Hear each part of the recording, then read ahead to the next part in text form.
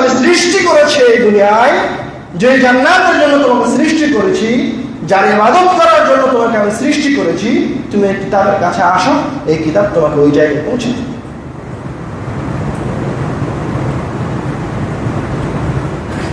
রাসূল সাল্লাল্লাহু আলাইহি ওয়াসাল্লাম বলেন, ইন্না লিল্লাহি আহলিনা মিনান নাস। এই দুনিয়াতে মহান আল্লাহ রাব্বুল আলামিনের একটি পরিবার রয়েছে। আল্লাহ রাব্বুল আলামিনের পরিবার রয়েছে এই দুনিয়াতে। বোঝার চেষ্টা করেন, আপনার যেমন পরিবার রয়েছে, আপনার পরিবারে 5 জন সদস্য রয়েছে, সেই রকম রাসূল সাল্লাল্লাহু আলাইহি ওয়াসাল্লাম বলছেন এই দুনিয়াতে আল্লাহ রাব্বুল আলামিনের একটি পরিবার রয়েছে। তখন সাহাবীরা জিজ্ঞাসা করছে, আল্লাহ রাব্বুল আলামিনের পরিবার? চিন্তা করা যায়, মহান রাব্বুল আলামিনের পরিবার, যিনি পৃথিবী জাহানের মালিক, তার পরিবার এই দুনিয়াতে রয়েছে।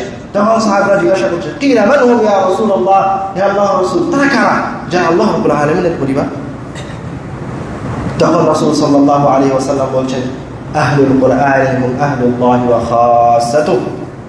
আল্লাহ রাব্বুল আলামিনের পরিবার হচ্ছে তারাই যারা কোরআনুল কারীমকে বুকে ধারণ করে, যারা কোরআনুল কারীম চর্চা করে, ওইভাবে কোরআন মাজিদকে বোঝার চেষ্টা করে যেইভাবে রাসূল সাল্লাল্লাহু আলাইহি ওয়াসাল্লাম বুঝিয়ে গেছেন।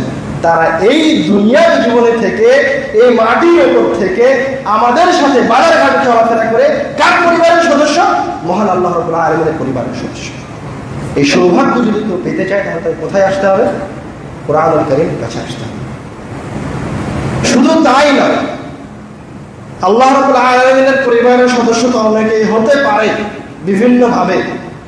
তা আল্লাহর রাসূল সাল্লাল্লাহু আলাইহি ওয়াসাল্লাম বলছেন, ওয়া খাসাতুহু, তারা শুধুমাত্র আল্লাহ রাব্বুল আলামিনের পরিবারের সদস্য নয়, বরং তারা আল্লাহ রাব্বুল আলামিনের নিকটে বিশেষ ব্যক্তিবর্গ, ভিআইপি ব্যক্তিবর্গ, যাদের জন্য রয়েছে আল্লাহ রাব্বুল আলামিনের বিশেষ দৃষ্টি, বিশেষ রহমতের দৃষ্টি।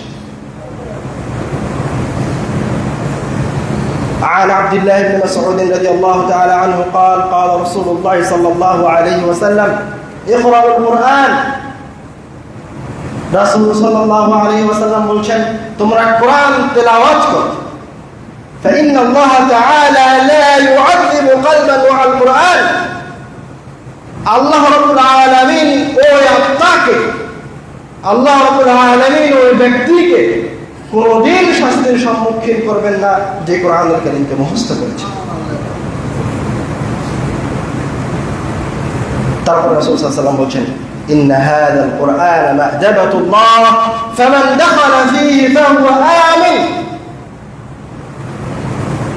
এই কোরআন মাজিদ হচ্ছে আল্লাহ রাব্বুল আলামিনের মেহমানখানা। এই কোরআন মাজিদ হচ্ছে আল্লাহ রাব্বুল আলামিনের পক্ষ থেকে আমাদের জন্য দেয়া দস্তরখানা। ফামান দাখালা ফীহি ফাহুয়া আমিন। যে ব্যক্তি আল্লাহ রাব্বুল আলামিনের কাছে, আল্লাহ রাব্বুল আলামিনের মেহমানখানায় প্রবেশ করলো, ফাহুয়া আমিন, তাকে স্বয়ং আল্লাহ রাব্বুল আলামিন নিরাপত্তা প্রদান করবেন। আপনি মনে হয় বুঝতে পারেন নিরাপত্তার কথা। আমরা যখন বন্যার সময় বাঁচার জন্য যাই, তখন কোথায় যাই? আশ্রয় কেন্দ্রে যাই। গুলি থেকে বাঁচার জন্য কি করি? বুলেট প্রুফ জ্যাকেট পরিধান করি। বোমা থেকে বাঁচার জন্য আমরা সেফ হাউসে আশ্রয় গ্রহণ করি। রাসূল সাল্লাল্লাহু আলাইহি ওয়াসাল্লাম বলছে, তুমি যদি কোনো প্রকারের বিপদ থেকে বাঁচতে চাও, তোমার যদি নিরাপত্তার প্রয়োজন হয়, তাহলে তুমি এই প্রতিপালকের ঘরে প্রবেশ করো, এই প্রতিপালকের কিতাবের কাছে আসো, স্বয়ং আল্লাহ তোমাকে নিরাপত্তা প্রদান করবে। ওয়ামান আহাব্বাল কুরআন ফালিয়ুবাশশির।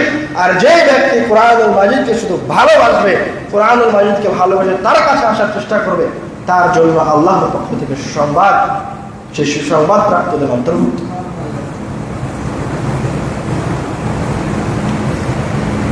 আমরা আমভাবে কোরআনুল কারীমের ফজিলত বলে আসতেছি, মর্যাদা বলে আসছি। এখন আমরা কোরআনুল কারীমের ছোট ছোট কিছু অংশের ফজিলতের দিকে যাব।